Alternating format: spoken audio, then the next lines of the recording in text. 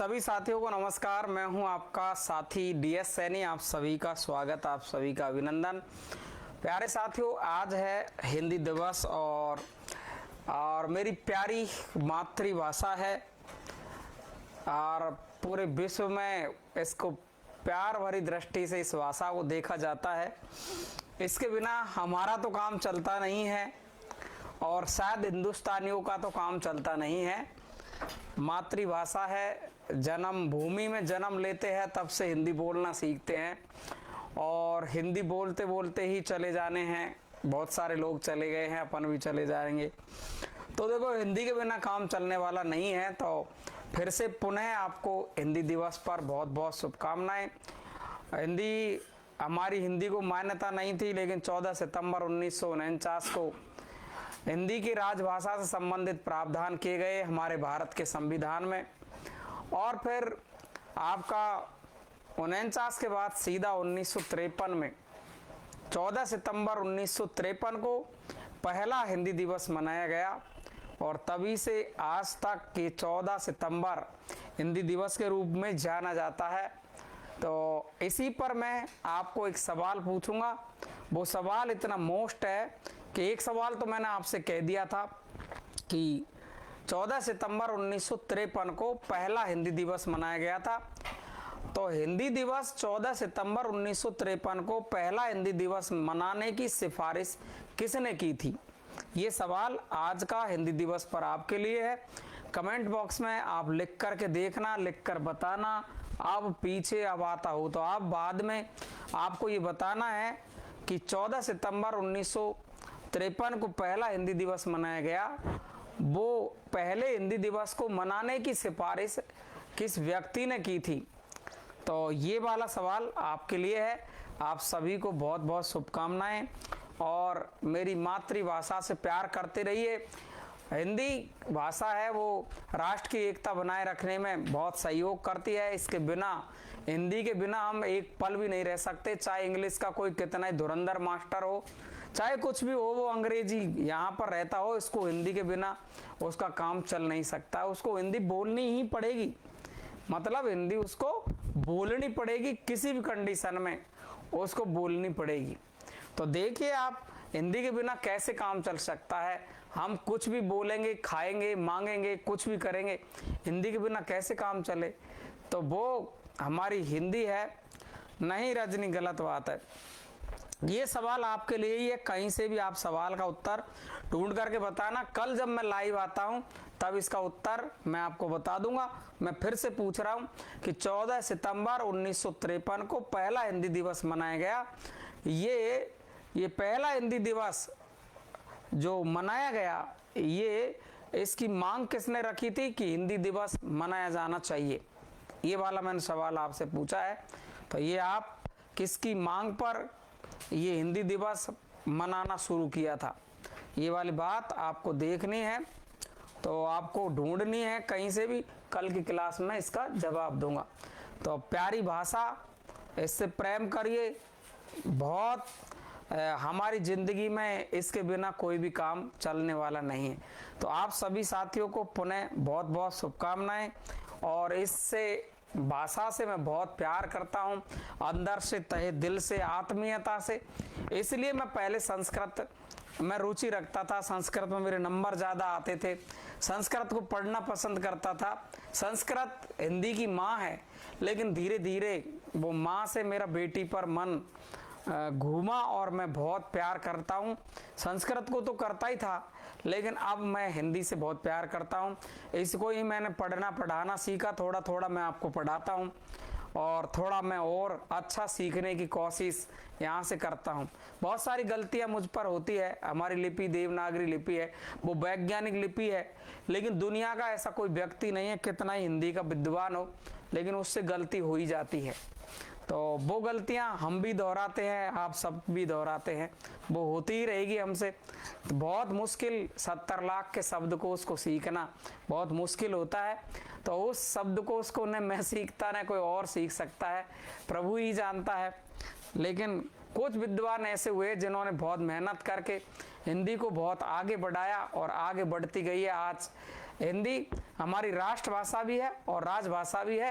राष्ट्रभाषा का वर्णन हमारे भारत के संविधान में नहीं है, लेकिन राजभाषा का वर्णन भारत के संविधान में अनुच्छेद 343 से 351 तक आपका 14 सितंबर 1949 को 9 अनुच्छेदों में इसका प्रावधान किया गया है। 9 अनुच्छेदों में इसका वर्णन किया गया है। हमारे राजभाषा आयोग का गठन भी अनुच्छेद 344 के अकॉर्डिंग राजभाषा आयोग का गठन किया गया, जिसके पहले अध्यक्ष और वही अध्यक्ष है बीजी खैर साहब। उनकी अध्यक्षता में 19 सिफारिशें यहाँ भेजी गई। टोटल 21 सदस्यों का वो हमारा राजभाषा आयोग था और तब से ही ये राजभाषा आयोग से ही हमारी हिंदी राजभाषा के रूप में जानी जाती है।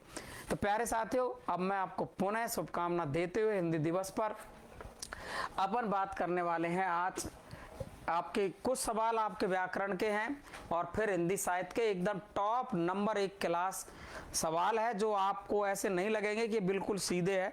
अच्छी क्वालिटी के सवाल यहाँ पर शामिल किए गए हैं।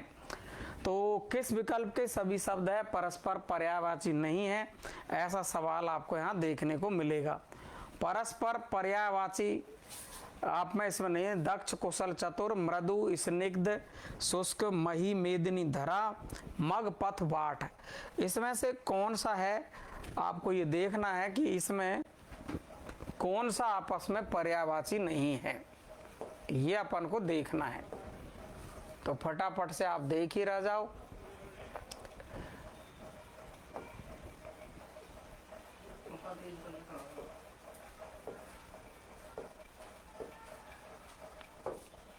चले क्या उत्तर आपका आ रहा है?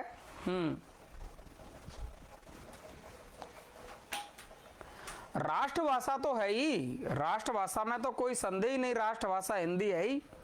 राष्ट्रभाषा वही होती है जो पूरे भूखंड पर सबसे ज्यादा बोली जाती हो, और वो हमारी हिंदी है। 10 राज्यों में और आपके 2 केंद्र शासित प्रदेशों में आपकी हिंदी बोली जाती है, हिंदी बोली जाती है। तो आपके पूरे भारत के विशाल भूखंड पर हमारी हिंदी को बोला जाता है और राष्ट्रीय एकता में सहयोग करती है। हमारा हिंदी का सबसे बड़ा, दुनिया का सबसे बड़ा साहित्य और साहित्य का शब्दकोश है, तो सबसे बड़ा है। राष्ट्रभाषा तो वैसे ही है। तो आप देखेंगे साथियों, यहाँ पर इसका जवाब आपका बी करेक्ट होगा। यहाँ शुष्क का मतलब तो सूखा होता है, शुष्क सूखा है, और स्निग्ध तो आप जानते ही प्रेम होता है, मृदु मीठा होता है। तो आपको पता है कि ये दोनों ही गलत है। आंसर आपका कौन सा है? यहाँ पर बी करेक्ट आंसर है। कौन सा ऐसा? बी करेक्ट आंसर है। अगला सवाल देखिए, फटाफट चलेंगे। यहाँ आप देखेंगे किस विकल्प में सभी पर्यायवाची नहीं है, किस विकल्प में सभी पर्यायवाची नहीं है? अनृत, मृषा, मिथ्या, त्रास, भीति, आतंक, धी, प्रज्ञा, मनीषा, वृष्टि, पायस, वर्षा। आपको देखना है कि इसमें से गलत कौन सा है। हाँ, अंग्रेजी बोलकर पढ़ा लिखा दिखाते हैं, तो वो अंग्रेजी बोलने ना, उनको देखे कौन मना करता है। अंग्रेजी बोलना सीखो, यो कि भाई तुम अंग्रेजी बोलो, हिंदी तो बोलो ही मत। तुम तो 24 घंटे अंग्रेजी बोलो, ये बताओ। चलो फटाफट से देखें क्या आंसर आपका आ रहा है। जल्दी से आंसर करिए, फटाफट से लगाइए सा। तो देखियो, अनृत, मृषा, मिथ्या, तीनों आपका बिल्कुल राइट है। त्रास, भीति, आतंक, डर, धी, विद्या, ये मनीषा बुद्धि के पर्यायवाची है। यहाँ वृष्टि सही है, वर्षा सही है, लेकिन यहाँ पायस गलत है। पायस का मतलब देखिए ध्यान से, एक तो होता है देखो पायस, और एक होता है पायसा, और एक होता है आपका पावस। तो देखो पायस होता है, वो होता है खीर, या कहीं पर आपको दूध भी मिल जाएगा। पायसा ये होता है आपका पड़ोसी, ये होता है आपका पड़ोसी, और पावस होती है वर्षा ऋतु। क्या होती है? वर्षा ऋतु। क्या होती है? वर्षा ऋतु होती है। तो वर्षा ऋतु होती है, इसलिए आपका उत्तर यहाँ पर गलत कौन सा हो गया? डी करेक्ट आंसर हो गया। क्लियर हुआ? अगला देखिए आप, डी उत्तर आपका राइट है। अगला देखो आप, किस विकल्प में सभी पर्यायवाची नहीं है? किस विकल्प में सभी पर्यायवाची नहीं है? ललित, चारु, मंजुल, कुंजर, गयंद, मतंग, ऊर्मी, बीची, बयार और यामा, तमिश्रा, विभावरी। देखो मेरा बनाया हुआ कोई सवाल नहीं है यहाँ पर, ये सब परीक्षा में आए हुए सवाल है और ये बार बार वापस रिपीट होते हैं, ये बात ध्यान रखेंगे।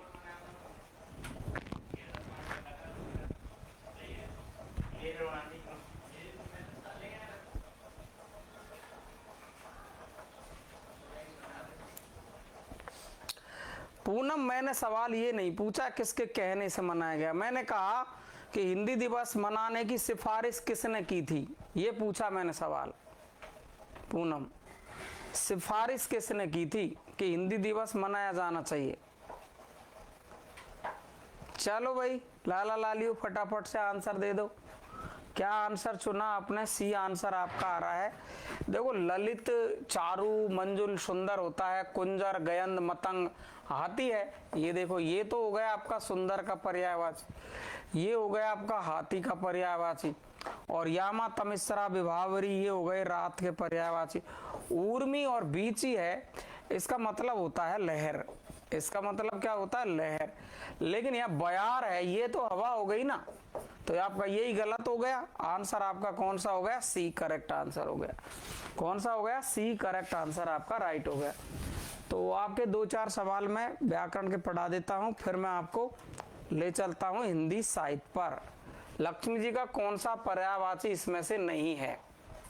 लक्ष्मी जी का कौन सा पर्यायवाची इसमें से नहीं है? सिंधुजा, चंचला, रमा, धन। लक्ष्मी जी का कौन सा पर्यायवाची इसमें से नहीं है? यस, बहुत शुभकामनाएं हुकम सिंह जी, बहुत स्वागत है जी आपका। फटाफट से देखो, लक्ष्मी का कौन सा पर्यायवाची इसमें से नहीं है? सिंधुजा, आपको चंचला, रमा, धन। थोड़ा स्पीडली उत्तर दो भाई, नहीं जल्दी चलेंगे, सवाल है। देखो सिंधुजा, सिंधु में से जन्म लेने वाली, समुद्र में से। लक्ष्मी, चंचला, रमा, और ये धन का मतलब लक्ष्मी नहीं होता है। आंसर आपका कौन सा चुना जाएगा यहाँ पर? डी करेक्ट आंसर होगा, ठीक है ना। तो चंचला, चपला, रमा है ना, ये देखो, ये देखो लक्ष्मी, श्री, रमा, कमला है ना, कमला, और आपका सिंधुजा, सिंधुजा है ना। ये चंचला बिजली के पर्यायवाची और इसके पर्यायवाची मिले हुए हैं कुछ, चपला, ये इसके खास पर्यायवाची लक्ष्मी के पर्यायवाची पूछे जाते हैं। तो आपको यहाँ इस तरीके से याद रखना चाहिए। आंसर आपका कौन सा होगा? डी करेक्ट आंसर होगा। अगला देखिए साहब, अगला सवाल है आपका, किस विकल्प में सभी पर्यायवाची नहीं है? निकेतन, धाम, निलय, रद, दसन, द्विज, ललना, बामा, भामिनी, तनिया, तनुजा और रमणी।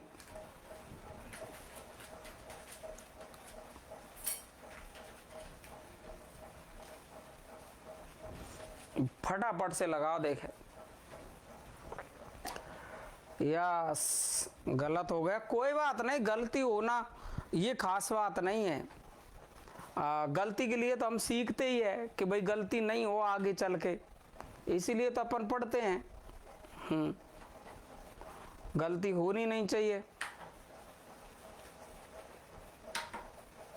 फटाफट से लो। हिंदी किस विकल्प में सभी पर्यायवाची नहीं है? तो छांट लिया होगा आपने जवाब।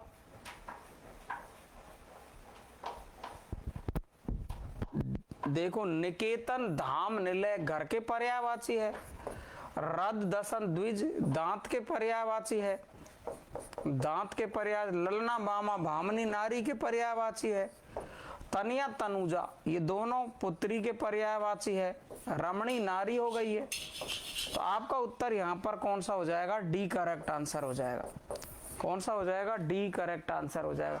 बहुत बढ़िया, बहुत बढ़िया। अगले सवाल पर चलते हैं 141 पर। किस विकल्प में सभी पर्यायवाची नहीं है? कुंतल, चिकुर, कच, खल, पामर, नीच, भद्रा, सुरभि, दोगदी, घट, बपु, काया।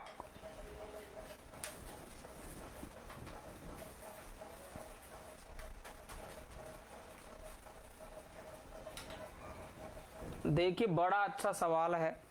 कुंतल, चिकुर, कच, खल, पामर, नीच, भद्रा, सुरभि, दोगदी, घट, बपु, काया। यस, साहित्य के क्वेश्चन लेंगे, जल्दी करो। देखे रमणी नारी।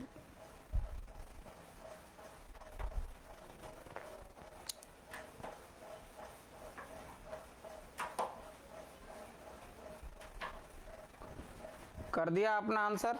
नहीं आ रहा समझ में? देखो कुंतल, चिकुर और कच ये तो है बाल के पर्यायवाची, और खल, पामर, नीच ये दुष्ट के पर्यायवाची है, दुष्ट। और भद्रा, सुरभि, दोगदी ये गाय या सुगंध के पर्यायवाची है, गाय या सुगंध। वैसे ही सुगंध के पर्यायवाची है ना। यहाँ गाय के पर्यायवाची गिने जाएंगे दोगदी से। अब देखो घट का घड़ा होता है, घट घड़ा, और बपू और काया ये दोनों शरीर के पर्यायवाची है। क्या होता है? शरीर। तो आपका आंसर फिर से कौन सा हो गया? D correct answer. आंसर कौन सा चुनेंगे अपन? डी करेक्ट आंसर चुनेंगे। अगला सवाल देखिए आप,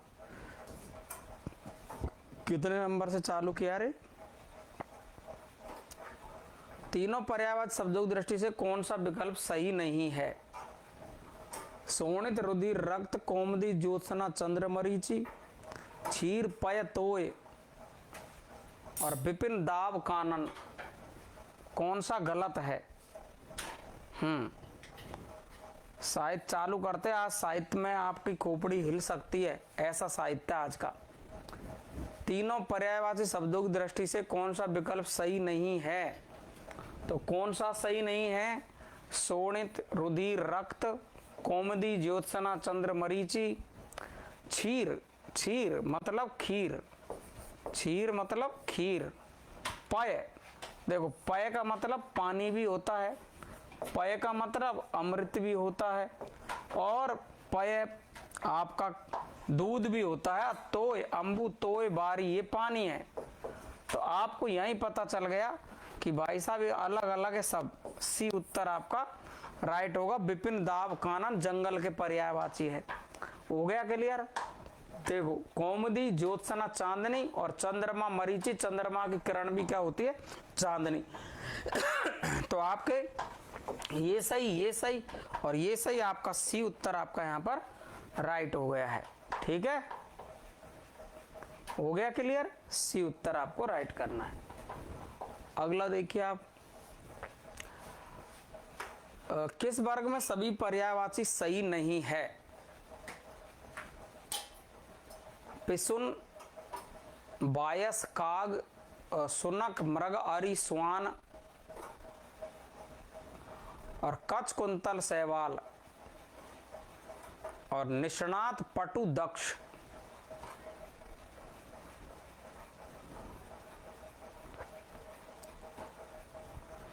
पहचानना ढंग से।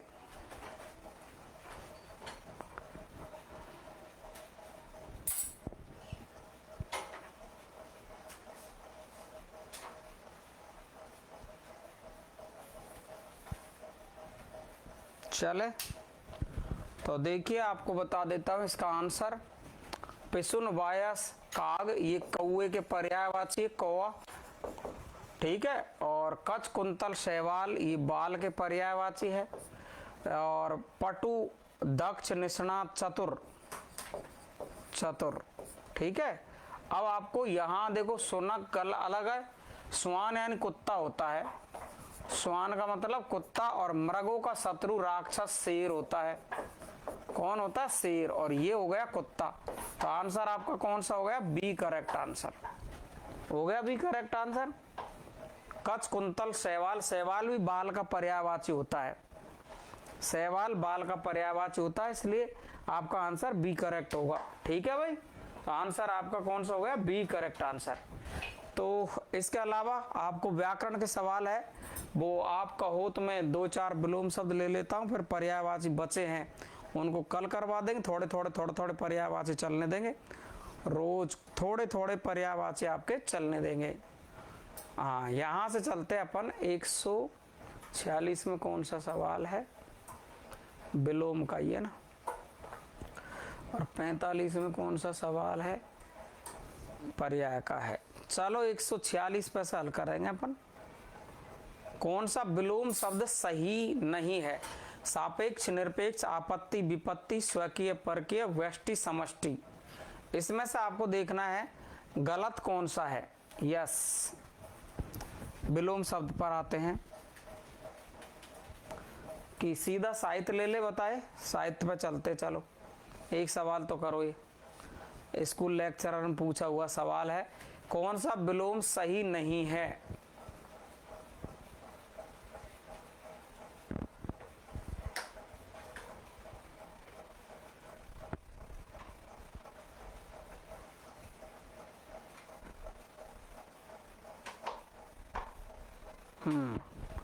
देखिए बड़ा अच्छा सवाल है। सापेक्ष का निरपेक्ष विलोम होता है, स्वकीय नायिका, परकीय नायिका, व्यष्टि, समष्टि। आंसर कौन सा हो गया आपका? बी करेक्ट आंसर हो गया। क्लियर है, बी करेक्ट आंसर हो गया है। अगला देखते, दो एक सवाल देख लेते हैं। कृत्रिम के लिए उचित विलोम शब्द लिखो। कृत्रिम का विलोम शब्द क्या है? हिंदी साहित्य के सवाल लेते हैं फिर फटाफट से। कृत्रिम के लिए विलोम शब्द नकली, नैसर्गिक, कठोर, बनावटी। कृत्रिम का विलोम शब्द क्या होगा? फटाफट से लो, जल्दी करो। देखें कृत्रिम का विलोम शब्द क्या होगा? 150 तक करेंगे बस, ये फिर साहित्य लेंगे, 3 सवाल हल करेंगे। कृत्रिम के लिए उचित विलोम शब्द कौन सा है? कृत्रिम के लिए उचित विलोम शब्द कौन सा है?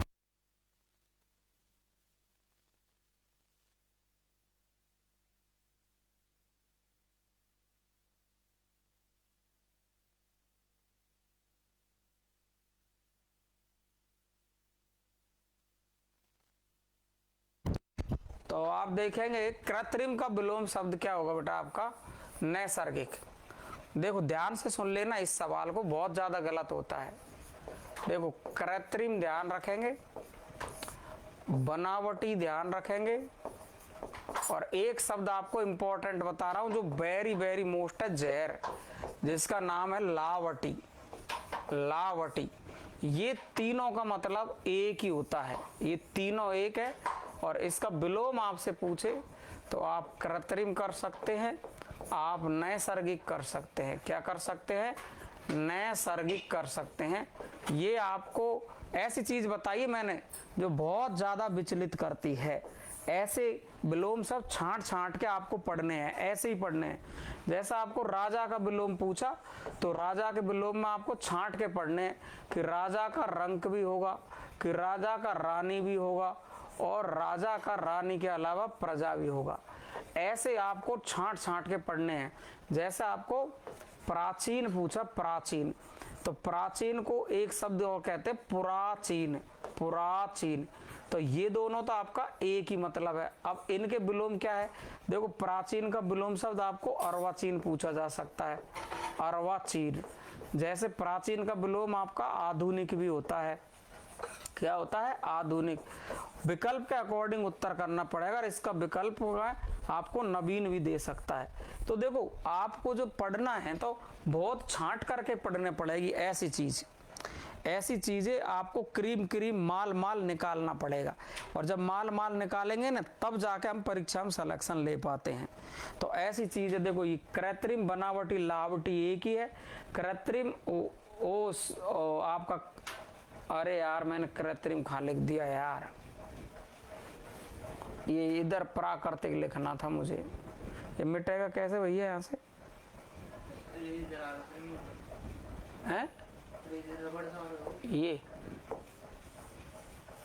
प्राकृतिक लिखना था मुझे, यहाँ पर लिखना था मुझे प्राकृतिक, ठीक है ना, ये ध्यान रखना, ये क्या लिखना था मुझे, प्राकृतिक, ठीक है। तो ये प्राकृतिक और नैसर्गिक एक ही होता है, दोनों इस तरीके से, राजा के विलोम, प्राचीन के विलोम, ऐसे ध्यान रखने हैं, ये गलती नहीं हो जाए, ठीक है। अगला चलता हूं मैं, अपन को 150 तक देखने व्याकरण, फिर अपन आते हैं साहित्य पर। विस्तीर्ण शब्द का सही विलोम शब्द क्या है? विस्तीर्ण शब्द का सही विलोम शब्द क्या है? ये शिक्षक का सवाल, अच्छा सवाल है। विस्तीर्ण शब्द का सही विलोम शब्द क्या है? यस,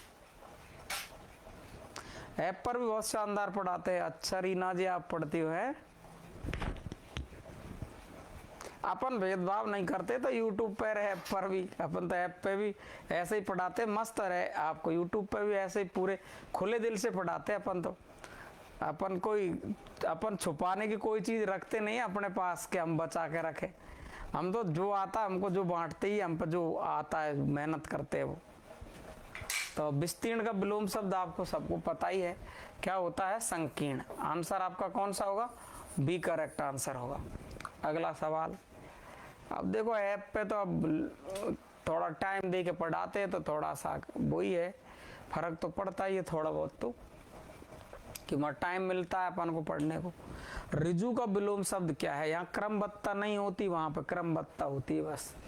रिजु का विलोम शब्द क्या है? रिजु का विलोम शब्द क्या है? सरल नहीं है, सीधा नहीं है, तिर्यक नहीं है। आपका उत्तर यहाँ पर कौन सा है? वक्र। रिजु का विलोम क्या होगा? वक्र आपका करेक्ट होगा। कौन सा होगा? वक्र आपका एकदम राइट होगा। और ये आपका व्याकरण का लास्ट सवाल लेते हैं, बाकी के कल लेंगे अपन और सवालों को। व्यष्टि का विलोम शब्द, ये अपन ने जस्ट थोड़ी देर पहले पढ़ा था, व्यष्टि का समष्टि है, ठीक है सर।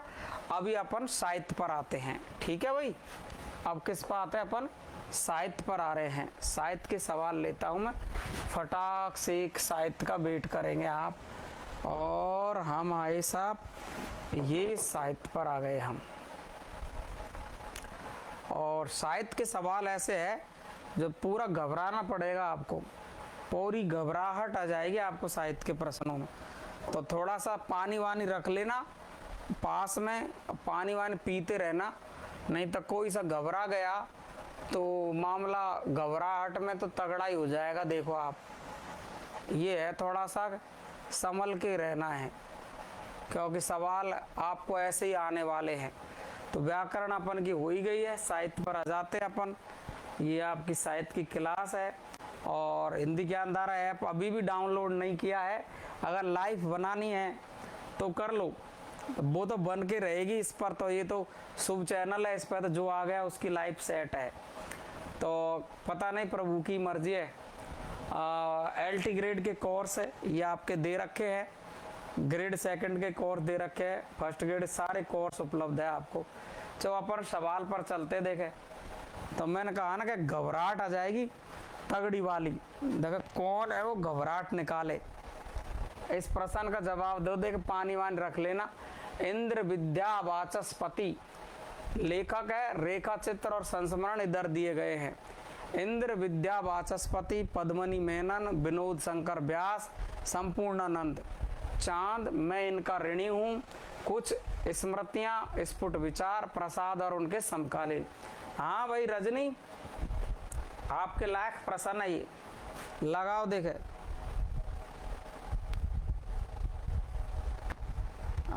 थोड़ा सा डांट देता है। अब आपको प्रसाद मिलने वाला है, देखो कौन लेना चाहता है ये प्रसाद, फटाफट से आंसर लगावे।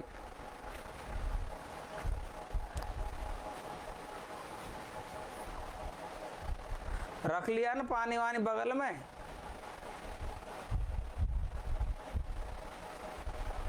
जहर जहर चलो ऐसी मजाक वाली बात है। ऐसा तुम बहुत होशियार हो, बहुत अच्छे पढ़ने वाले हो हैं। हाँ पूनम अब ले आई छांट के उत्तर, पूनम ले आई पूनम ले आई सा उत्तर छांट के। देखो साजी, इसका उत्तर होगा इंद्र विद्या वाचस्पति का संस्मरण कौन सा है? तो इन्होंने जो संस्मरण लिखा था वो लिखा था आपका, मैं इनका ऋणी हूँ, मैं इनका क्या हूँ, ऋणी हूँ, ये लिखा था इन्होंने। और पद्मनी मेनन ने लिखा था आपका चांद, और विनोद शंकर व्यास ने लिखा था प्रसाद, और उनके समकालीन संपूर्णानंद का कुछ स्मृतियां स्फुट विचार, कुछ स्मृतियां स्फुट विचार। यानी देखो पहले में 2, 1, 4, 3, मतलब आंसर आपका कौन सा हो गया? 2। कौन सा हो गया? 2। तो थोड़ा समझ में आ गया होगा बिल्कुल। हाँ बिल्कुल, आप उत्तर सही छांट लाए हो आप, बहुत धन्यवाद आपको। वर्धा समिति ने इसकी सिफारिश की थी कि हमारा जो आपने हिंदी को राजभाषा बनाया है तो हिंदी दिवस मनाया जाना चाहिए। 49 में ही आपने इसके प्रावधान कर दिए, तो अब तक हिंदी दिवस क्यों नहीं मनाया गया? तो वर्धा समिति ने सिफारिश की और आंसर आपका बी करेक्ट हुआ। अच्छा रजनी, सही हो गया आपका भी है। चलो तो चलो, असंगत विकल्प को छांटो, असंगत विकल्प को छांटो। परिपूर्णानंद कृत रचना है बीती बातें, कृष्णा सोबती हम हसमत, विष्णु प्रभाकर स्मृति कण, और फणीश्वर नाथ रेणु वन तुलसी की गंध। हाँ जी, तुक्का से खाता खुल गया। अरे यार रतिपाल, तुक्का मत दो यार, ऐसा क्यों करते तुम यार।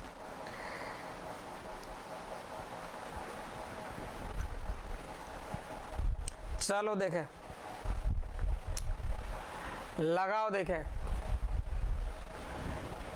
असंगत, इसमें लगाओ, देख तुक्का लगाओ फटाक से, कौन लगा सकता बढ़िया तुक्का इसमें?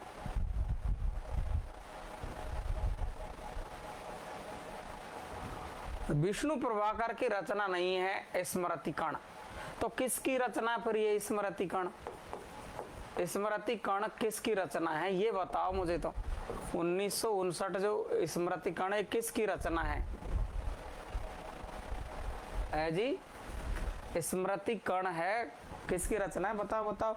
विष्णु प्रभाकर की रचना तो मैं लिख रहा हूं तब तक मैं, हैं? मेरे अग्रज मेरे गीत, मेरे अग्रज, मेरे अग्रज मेरे गीत, मेरे अग्रज मेरे गीत, ये तो है विष्णु प्रभाकर की, विष्णु प्रभाकर की रचना है ये तो। अच्छा स्मृति कण है, लिखा है आपने, वेरी वेरी गुड, अरे very good very good Rajni, सेठ गोविंद दास की रचना है। किसकी है? सेठ गोविंद दास की रचना है, सेठ गोविंद दास की रचना है ये, आपको ये ध्यान रखना पड़ेगा, ठीक है। और मेरे अग्रज मेरे गीत, ये विष्णु प्रभाकर। आंसर आपका कौन सा हो गया लाला लालियो? सी करेक्ट आंसर हो गया है। अगला सवाल देखो, संस्मरण साहित्य नई धारा, संस्मरण साहित्य नई धारा पत्रिका में किस शीर्षक से प्रकाशित होते थे? आपको देखना है संस्मरण साहित्य नई धारा पत्रिका में किस शीर्षक से प्रकाशित होते थे। मुझे याद है, एक दिन की बात, अविस्मरणीय, मनोरंजन, संस्मरण, ये देखना आपको। बताओ, आपको सवाल पूछा संस्मरण साहित्य है वो नई धारा पत्रिका में,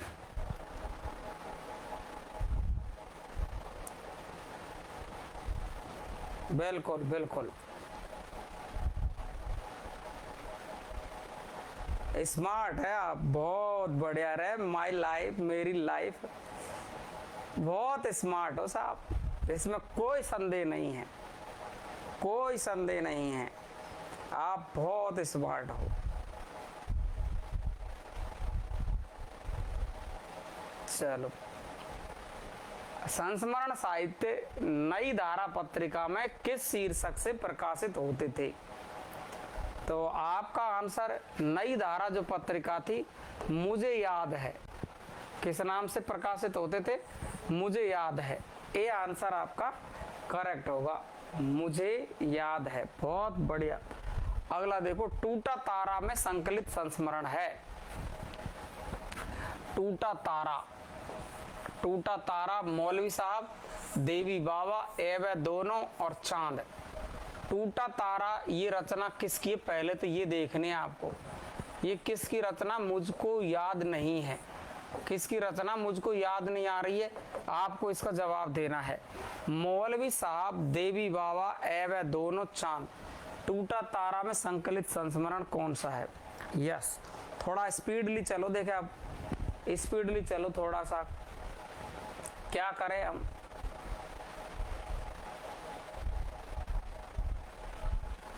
यस, बहुत बढ़िया आंसर मौलवी साहब, ए दोनों है। ये तो तुमने चुन लिया क्योंकि इसमें ऑप्शन ऐसा ही दे दिया मैंने, लेकिन मुझे बताओ ना टूटा तारा किसका संस्मरण है, ये किसका है, लेखक तो बताओ।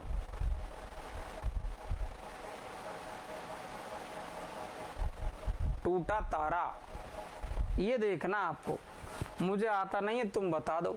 निम्न में से कौन अपने अद्भुत शब्द शिल्प के लिए प्रख्यात है? जल्दी करो। निम्नलिखित में से कौन अपने अद्भुत शब्द शिल्प के लिए प्रख्यात है? रामवृक्ष बेनीपुरी, श्री राम शर्मा, प्रकाश चंद्र गुप्त, उपेन्द्रनाथ अस्क। यस,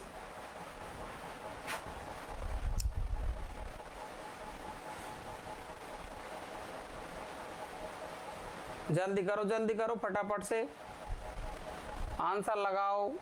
कौन अपने अद्भुत शब्द शिल्प के लिए प्रख्यात है? हाँ जी, सीनियर लोग बताए।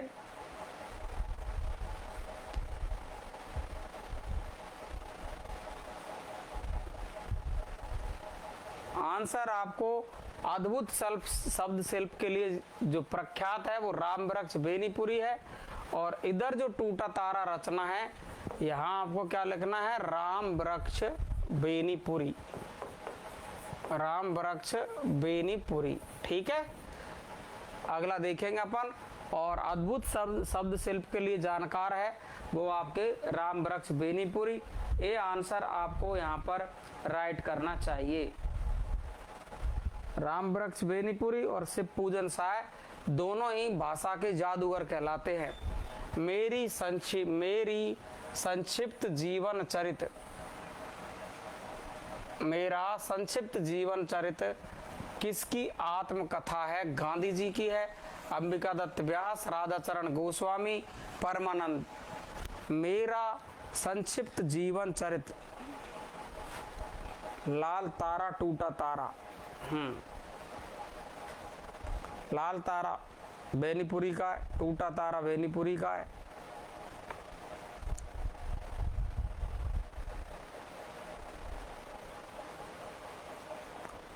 जल्दी करो सा।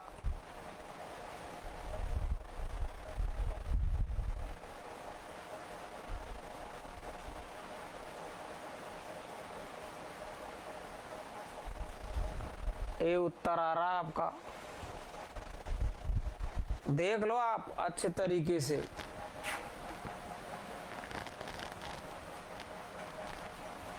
उत्तर करना आपको राधाचरण गोस्वामी। कौन सा करना है आपको? राधाचरण गोस्वामी। किसकी आत्मकथा है? मेरा संक्षिप्त जीवन चरित्र, तो राधाचरण गोस्वामी है ना। किसका है? राधाचरण गोस्वामी। सी आंसर आपको राइट करना है। अगला, बहुत लोगों ने इसका उत्तर गलत किया, कोई बात नहीं, लेकिन आगे ध्यान रखेंगे, फिर से ध्यान रख लेना, अच्छा है। मेरा संक्षिप्त जीवन चरित्र, संक्षिप्त जीवन चरित्र किसका है? राधाचरण गोस्वामी का। कुछ आप बीती कुछ जग बीती, ये तो पूरी दुनिया जानत है, और हम भी जानत है और तुम भी जानत है। ये तो हम भी जानत है और तुम भी जानत है। कुछ आप बीती और कुछ जग बीती, ये तो हम भी जानत है और तुम भी जानत है, लेकिन उत्तर तो लगा ही दो, उत्तर तो लगा ही दो।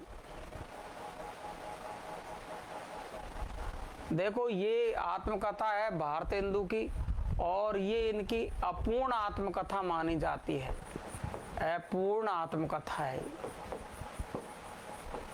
भारतेंदु बाबा की अपूर्ण आत्मकथा है। और उस दिन भारतेंदु पर मैंने बताया था कि भारतेंदु को भारतेंदु किसने कहा था, और ये भारतेंदु को जो भारतेंदु कहा था, बहुत लोगों के कमेंट भी इस पर आए। मैंने तत्कालीन सरकार उत्तर दिया था इसका उस दिन। तत्कालीन सरकार किसकी थी? उस टाइम पे कोई सरकार नहीं थी। ये तत्कालीन सरकार में कौन थे? काशी के ब्राह्मण। काशी के ब्राह्मण थे, और काशी के ब्राह्मणों में काशी के ब्राह्मण और मिले हुए थे पत्रकार, साहित्यकार कोई भी नहीं था, ध्यान रखना। तो ये तत्कालीन सरकार में इसको ही तत्कालीन सरकार बोलते थे, तत्कालीन सरकार इसको ही बोलते थे, इसलिए उस विकल्प में तत्कालीन सरकार दिया था।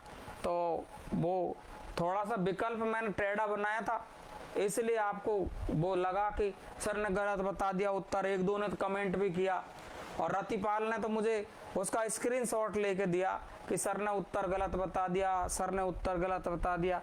जब तक पूरी जानकारी नहीं हो तब तक कमेंट करे ही नहीं। पूरा निष्कर्ष निकाल करके और तब जा करके आप उसके कमेंट करें उसमें कमेंट बॉक्स में कि हाँ हकीकत में गलत बता दिया सर आपने, ठीक है ना। तो तत्कालीन सरकार कौन थी? वहां पर काशी के ब्राह्मण, काशी के पंडित और पत्रकार मिले हुए थे, और पत्रकारों ने जाकर के इसकी आवाज उठाई। ब्राह्मणों ने इसको कहा कि ये भारत का चंद्रमा है, लेकिन इसको फेमस कर दिया था वो जबकि उस टाइम के पत्रकारों ने, इसलिए था ये भारतेंदु। ठीक है, क्लियर है ना। तो इसलिए विचलित मत हुआ करो, कमेंट तभी किया करो कि सर ने गलत बताया सही बताया है। अगला सुमेलित करो, ये कहानी जीवनीकार है और उनका जीवन, ये देखिए आप किस किस का जीवन लिया है। नवजादिक लाल, रामदयाल तिवारी, मनमथ नाथ गुप्त, नरोत्तम दास व्यास। तो बता दो फटाफट से क्या उत्तर करोगे आप।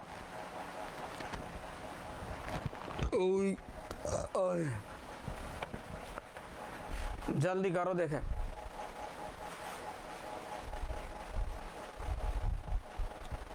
अगला देखिए आप, जीवनीकार जीवन किस किस ने यहाँ इस जीवन चरित्र का वर्णन किया है। बच्चों से गलती नहीं होती, गलती तो मेरे से हुई थी, वो जो मैंने सवाल इस टाइप का बनाया था। देखो बेटा, नवजादिक लाल ने जीवन चरित्र का वर्णन किया है देशभक्त लाला लाजपत राय का, यानी पहले में 4-4 दोनों में है। इसके बाद में आपका रामदयाल तिवारी की बात करें अपन, तो रामदयाल तिवारी ने वर्णन किया था आपका कि इसका गांधी मीमांसा, गांधी जी का। मनमथ लाल ने आपका वर्णन किया है दो चंद्रशेखर आजाद, और नरोत्तम जो व्यास है उसने गांधी गौरव नाम से जीवनी लिखी है। जीवन कह दे या जीवनी कह दे, ध्यान रखें अपन। तो आपका 4-3-2-1 4-3-2-1 आंसर आपका कौन सा होगा? B correct answer. कौन सा होगा? बी। हो गया क्लियर? यस, आंसर आपको क्या करना चाहिए? बी आंसर आपको राइट करना चाहिए। गांधी मीमांसा। रस मीमांसा किसकी है? असुमेलित बताइए। ईश्वरी प्रसाद शर्मा, बाल गंगाधर तिलक, रामनरेश त्रिपाठी। गांधी जी कौन है? राजेंद्र प्रसाद शिवाजी और रामदयाल तिवारी। गांधी मीमांसा। तो हमको एक प्रश्न तो यहाँ पहले से ही क्लियर हो गया है, रामदयाल तिवारी गांधी मीमांसा, मतलब ये तो सही है। अब ये 3 में से जवाब छांटना है। तो आप देखेंगे ईश्वरी प्रसाद शर्मा की रचना है बाल गंगाधर तिलक, मतलब ये भी राइट है, ये भी राइट है। और रामनरेश त्रिपाठी ने गांधी जी कौन है, बहुत इंपॉर्टेंट है, गांधी जी कौन है 1921 में लिखी थी। तो आपके पास में गलत उत्तर कौन आ गया? शिवाजी, राजेंद्र यादव। अब आपको बताना है कि ये शिवाजी नामक रचना किसने लिखी है। ये मुझ पे भी नहीं आ रहा है यार, ठीक है। यस, चले अगला सवाल देखिए आप। शिव व्रत लाल बर्मन द्वारा रचित जीवनी कौन सी है? शिव व्रत लाल बर्मन द्वारा रचित सच्ची देवियां मनोरमाबाई और विद्योत्तमा। सच्ची देवियां मनोरमाबाई और विद्योत्तमा, और यहाँ आप उत्तर कर देंगे सरकारी, और सरकारी में आ जाएगा डी, यानी सच्ची देवियां मनोरमाबाई और विद्योत्तमा। ये सारी जीवनियां किसने लिखी है? शिवलाल बर्मन द्वारा लिखी गई है। हाँ जी,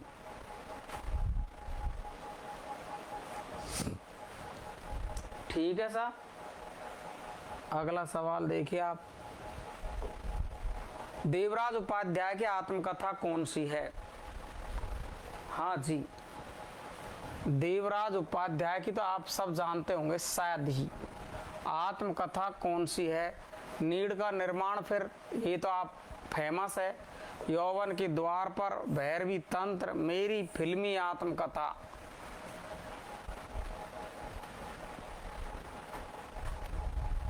हाँ जी,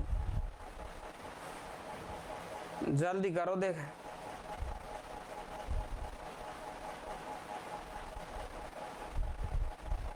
पहले प्रश्न पर पानी पी लिया। ये तो कर दोगे, बड़ा सीधा है, ये तो बहुत सीधा है ना। तो नीड़ का निर्माण, फिर ये किसकी है? तो ये किसकी है? ये तीनों बताओ तुम। ये तो आंसर आपका यौवन के द्वार पर, बी आंसर देवराज उपाध्याय की है। नीड़ का निर्माण बच्चन की है क्या? मुझे पता नहीं है यार, हो सकती बच्चन की, लेकिन ये किसकी है? और ये मेरी फिल्मी आत्मकथा, ये किसकी है? दो कमेंट बॉक्स में आप लिख सकते हैं। यस, अब बच्चन की तो आ रही है आगे, इसलिए मैं ज्यादा बात नहीं कर रहा हूँ। यौवन के द्वार पर, आंसर आपका बी करेक्ट है। अंबिका दत्त व्यास की आत्मकथा कौन सी है? यस,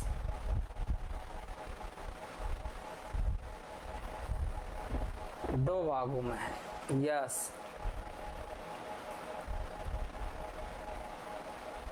चलो, अंबिका दत्त व्यास आगे आ रही है वो सब, इसलिए मैं इनका जवाब नहीं बता रहा आपको। अभी वो सारी आत्मकथाएं आगे आ रही है, ठीक है ना। अंबिका दत्त व्यास की आत्मकथा, इसलिए मैं चार ऑप्शन नहीं बता रहा हूं। अंबिका दत्त व्यास की आत्मकथा, निज वृत्तांत, सत्य के साथ मेरे प्रयोग, आप बीती, आज के अतीत।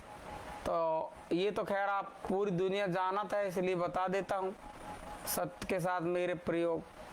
और आपका अंबिका दत्त व्यास का कौन सा हो जाएगा? ये निज वृत्तांत। कौन सा हो जाएगा? निज वृत्तांत। बहुत बढ़िया, निज वृत्तांत। अगला देखिए आप, राहुल संस्कृतायन की यात्रा वृत्तांत। इनके सबके विकल्प आगे आ रहे हैं, इसलिए इनके चारों के विकल्प नहीं बताए मैंने। राहुल संस्कृतायन कृत यात्रा व्रत कौन सा है? तंत्रालोक से यंत्रालोक तक, रूस में 25 मास, हिंदू कश के उस पार, रूस में 46 दिन। इनके भी चारों विकल्पों के आगे सवाल है। राहुल संस्कृतायन कृत यात्रा व्रत कौन सा है? जल्दी करो देखे, राहुल बाबा का सब जानते हैं। हाँ, आज का अतीत भीष्म साहनी का है, लेकिन मैं उत्तर इसलिए नहीं बता रहा, आगे उसका सवाल बना हुआ है, उसका सवाल बना हुआ है। तो बताओ ना क्या करें हम। तो रूस में 25 महीने रुके थे राहुल बाबा, आंसर आपका बी है। अगर इनका उत्तर लिख सकते हो आप तो तीनों का उत्तर लिख दो, बाकी का आगे सवाल आ रहा है इनका सबका। राहुल संस्कृतायन कृत यात्रा व्रत है रूस में 25 माह। डॉक्टर नगेंद्र द्वारा लिखित यात्रा व्रत कौन सा है? डॉक्टर नगेंद्र द्वारा लिखित यात्रा व्रत कौन सा है? तंत्रालोक से यंत्रालोक तक, हिंदू कश से उस पार, देश विदेश, मेरी यात्राएं। यस, इसलिए नहीं बता रहा। मेरी तिब्बत यात्रा, लद्दाख और किन्नर देश में घुमक्कड़ सात्र, रूस में 25 माह, रूस के दो बार भ्रमण किए हैं, श्रीलंका भ्रमण किया है, बहुत भ्रमण किया है राहुल बाबा ने। तो डॉक्टर नगेंद्र का जो यात्रा व्रत है वो कौन सा है? तंत्रालोक से यंत्रालोक तक। तो आंसर आपका कौन सा हो जाएगा? ए करेक्ट है। लेकिन देखो, हिंदू कश के उस पार, देश विदेश किसके? मेरी यात्राएं। तीनों के सवाल आगे है, आप लिखना चाहे कमेंट बॉक्स में तो लिख दीजिए तीनों के।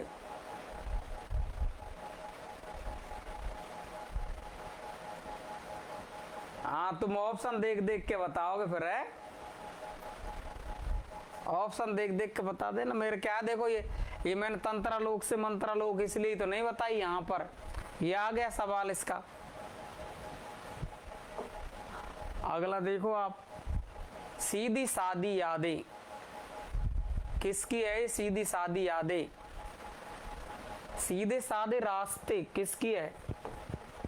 सीधे साधे रास्ते। और टेढ़े मेढ़े रास्ते, टेढ़े मेढ़े रास्ते। और सीधी सादी यादें।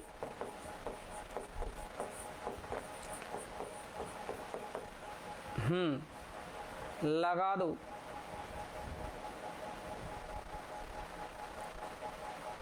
क्या करे?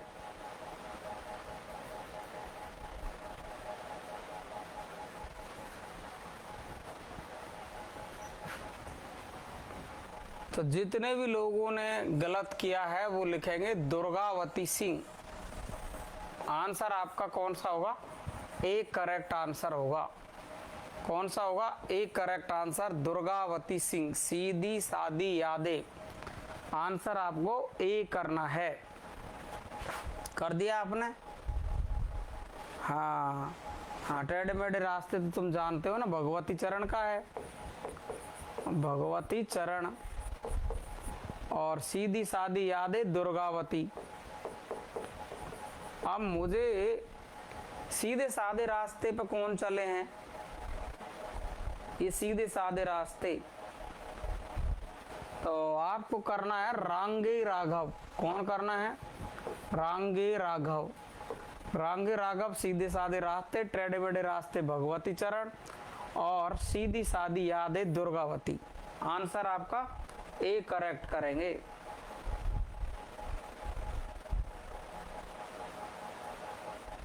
चले अगला देखो, दिनकर कृत यात्रा व्रत। ये लो, इसलिए नहीं बताया मैंने आगे पहले आपको सवाल, दिनकर कृत यात्रा व्रत इसलिए नहीं बताया, इसका जवाब पहले। दिनकर कृत यात्रा व्रत कौन सा है? देश विदेश, 1957, मेरी यात्राएं, एवं दोनों, और ज्योतिपुंज हिमालय। तो आपको जवाब देना है देश विदेश और मेरी यात्राएं, दोनों दिनकर की है। किसकी है? दिनकर की है। तो ये इसलिए तो मैंने आपको पिछला सवाल देश विदेश और मेरी यात्राएं। अब देखो, आपको ये बात समझ में आ गई, दोनों रचना आ गई आपकी दिनकर की। ये दोनों दिनकर आ गया। कौन आ गया? दिनकर साहब आ गए, है ना भाई। अब आपका हिंदू कश से उस पार और बची है, ये देख ला। और तंत्रालोक से अंतरालोक तक डॉक्टर नागेंद्र की है ही है। तो हो गए ना सारे ऑप्शन क्लियर? अब हो गए क्लियर? ऐसे सारे ऑप्शन क्लियर हो जाएंगे। अगला देखो आप, ए ब दोनों।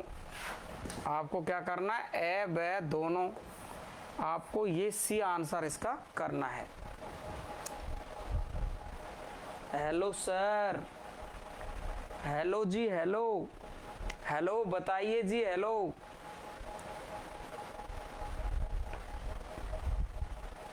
पूजा जी बोलो ना, पूजा करो ना, पूजा। निम्नलिखित में से किस यात्रा वृत्तांत में असम से लेकर पश्चिमी सीमा, असम से लेकर पश्चिमी सीमा प्रांत तक की यात्रा का वर्णन किया गया है? अरे यायावर रहेगा याद, आखिरी चट्टान तक, सूर्योदय का देश, खोज की पगडंडिया। निम्न में से किस यात्रा व्रत में असम से लेकर पश्चिमी सीमा प्रांत तक का वर्णन किया गया है? आप बहुत अच्छा पढ़ाते हैं, आप भी तो बहुत अच्छे पढ़ने वाले हो, इसलिए बहुत अच्छा लगता है। भाई आप बहुत अच्छे पढ़ने वाले हैं इसलिए आपको बहुत अच्छा लगता है, आप बहुत अच्छे नहीं होते तो मैं बहुत अच्छा नहीं लगता। देखिए आप क्या लगा रहे हैं, निम्नलिखित में से किस यात्रा वृत्तांत में असम से लेकर के पश्चिमी प्रांत तक का यात्रा का वर्णन किया गया है। तो आपको यहाँ आप आखिरी चट्टान देख करके उत्तर मत करना बेटा, इसका उत्तर है अरे यायावार रहेगा याद। किसकी रचना है? अज्ञे की। किसकी है? सच्चिदानंद हीरानंद बादशायन अज्ञे। आंसर आपको क्या करना है? ए करेक्ट करना बेटा। जो बी पे गया है वो बहुत बड़ी गलती कर गया है। ये आखिरी चट्टान का मतलब आखिरी तक पहुंचा दिए तुमने, तो इसका नाम देख करके ही ठोक दिया है ना। इसका नाम देख करके तुमने बंदूक चला दी कि चला दो आपड़त कुछ होएगी जो दिखी जाएगी है। ये देखो आप ऐसे तुक्का नहीं मारना, ऐसे तुक्का नहीं मारना। देखो आपने कि सब लोगों ने एक तरफ से खींच के मीटर मिला के इसका उत्तर दिया है बी, और सबका उत्तर गया गलत। अरे यायावार रहेगा याद, है ना। एक बूंद सहसा उछली, ये देखिए आपके बहुत अच्छा है, यात्रा व्रत है अज्ञे जी का। अगला देखो, राहुल संस्कृतायन की आत्मकथा कौन सी? अपनी खबर, अपनी कहानी, मेरी जीवन यात्रा, मेरी असफलताएं। भाई साहब चारों की चारों ना इतनी इंपॉर्टेंट है, चारों के लेखक याद रख लेना आप। सब लोग लाइक कर दो यार, तुम्हारी मर्जी हो तो। हाँ जी,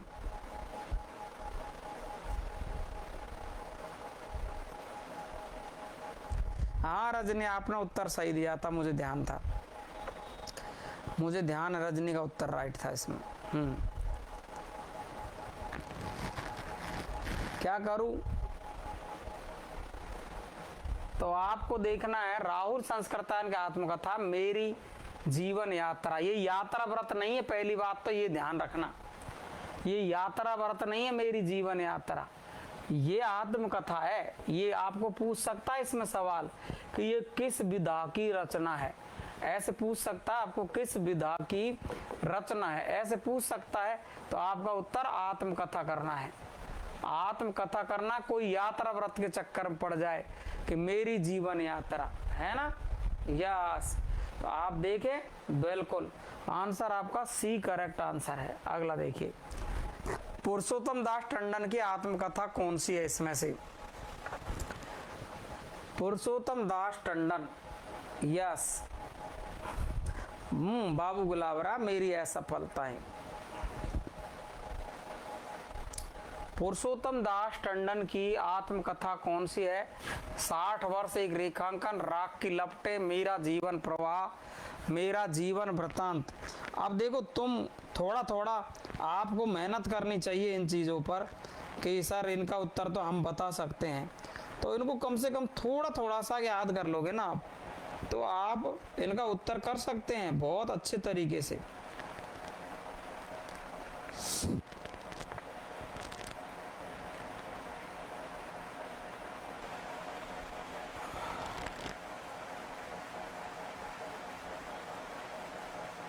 कर दिया आपने? क्या किया है बेटा आपने इसका उत्तर? पुरुषोत्तम दास टंडन की आत्मकथा कौन सी है? तो आपको करना राख की लपटें। क्या करना आपको? राख की लपटें। बी आंसर आपको करेक्ट करना है। कौन सा करना है? बी करेक्ट आंसर करना है। ठीक है, अब ये तीनों आपको ध्यान रखने हैं। अभी अगला प्रश्न आ रहा है, उस अगले प्रश्न में तीनों का जवाब आपको मिल जाएगा। आप लिखना चाहे तो लिख दे। वैसे मेरा जीवन प्रभात हमने देखा ही अभी, मेरी जीवन यात्रा ये आप ध्यान रखेंगे राहुल संस्कृतायन की है, लेकिन चक्कर पड़ जाएगा मेरा जीवन प्रवाह और मेरी जीवन यात्रा दोनों में, और मेरी जीवन वृतांत तीनों में अंतर पड़ेगा, ध्यान रखेंगे। असंगत कथन को छांटेंगे। देखो देखे, मेरी जीवन गाथा जानकी देवी बजाज, लगता नहीं दिल मेरा पद्मा सचदेव, और कस्तूरी कुंडल वसे मैत्री पुष्पा, और शब्द काया सुचिता जैन। करो देखे इसका उत्तर, बढ़िया अच्छा है।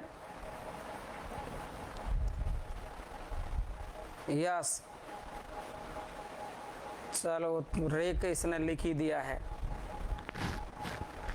60 वर्ष एक रेखांकन पंत की है, मेरा जीवन प्रवाह है, वियोगी हरि। यस, लेकिन आप प्रश्न के अकॉर्डिंग सही करेंगे तो बहुत मजा आएगा उसमें अलग। क्या करूं उत्तर आप बताइए। तो लगता नहीं दिल मेरा, ये किसकी रचना है? लगता नहीं दिल मेरा, किसका दिल नहीं लग रहा? ये मेरा भी नहीं लग रहा कि इसका ही नहीं लग रहा यार, हैं? पद्मा सचदेव, पद्मा सचदेव की आत्मकथा है, वो मैं बता देता हूं, बूंद बावड़ी। पद्मा सचदेव की बूंद बावड़ी, कौन सी है? बूंद बावड़ी। ये पद्मा सचदेव की है, ये पद्मा सचदेव की। लगता नहीं दिल मेरा, है ना? तो लगता नहीं दिल मेरा कृष्णा अग्निहोत्री। कौन है? कृष्णा अग्निहोत्री, कृष्णा अग्निहोत्री उत्तर करेंगे। लगता नहीं, कृष्णा शोभती नहीं है ओए, लालियो लालाओ, कृष्णा शोभती नहीं है।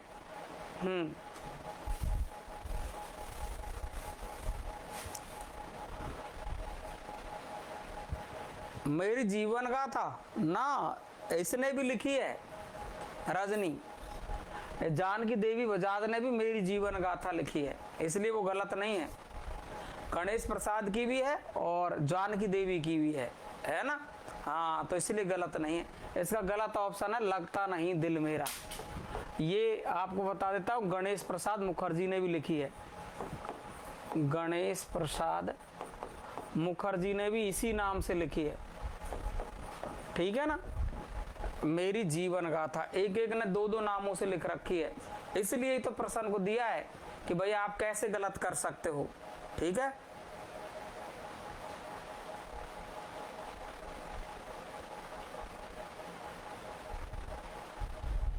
हाँ, गणेश की भी है ये और जानकी देवी की है। उत्तर इसका बी चुना जाएगा, ठीक है? इसलिए दो दो नामों से, इसके दो दो नामों से, एक एक चीज की कई जगह पर दो दो रचनाएं हैं, कुछ कहीं कुछ अन कहीं। शीला झुंझुना वाला, पिंजरे में मैना, चंद्र किरण सोने रिक्शा, शीला झुंझुना वाला, और 10 द्वार का पिंजरा अनामिका, और अन्या से अनन्या अमृता पीतम।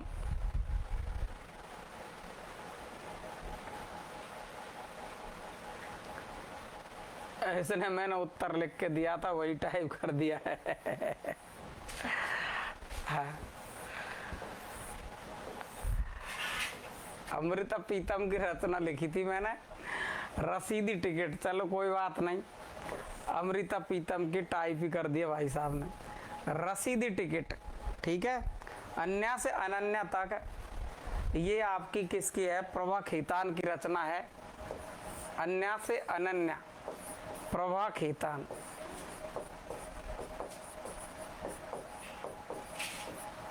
है ना? तो अमृता पीतम की जो रचना है रसीदी टिकट, ध्यान रखेंगे। आंसर आपका कौन सा है? डी। क्लियर है? चलो अगला देखते हैं अपन। आज यहां तक ही छोड़ते हैं अपन, कल मिलते हैं आपको, ठीक है भाई? पेपर आउट हो गया यार, तो यहीं पे छोड़ते हैं, कल मिलेंगे हम। और आपकी परसों के दिन आ रही है एक हिंदी साहित्य की मैराथन, हिंदी साहित्य की मैराथन आ रही है, लगातार 4 घंटे, 12 से 4, ठीक है? 12 से 4 एक मैराथन आ रही है परसों के दिन, ठीक है? तो कल क्वेश्चन बनवा लेता हूँ और मजा आएंगे बिल्कुल। अपन करीबन 250-300 प्रश्नों को हल करेंगे। थैंक यू, धन्यवाद सभी।